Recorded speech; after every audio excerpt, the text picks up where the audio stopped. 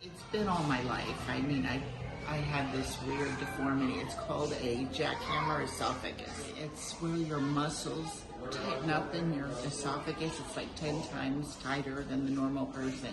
I knew God was going to touch me. And tonight, He took it away.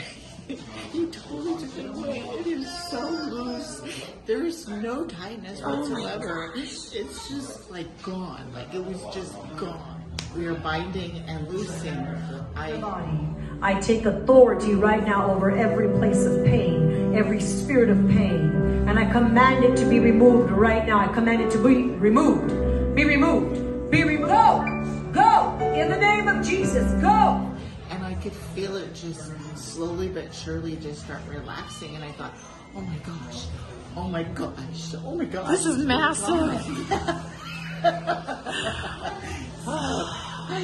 I'm just like in awe. Lord, I've been diagnosed with Jackhammer esophagus, and my muscles get so tight they choke me to death. And it's just always tight. But when I was back there, we rebuked it. I felt it opening up.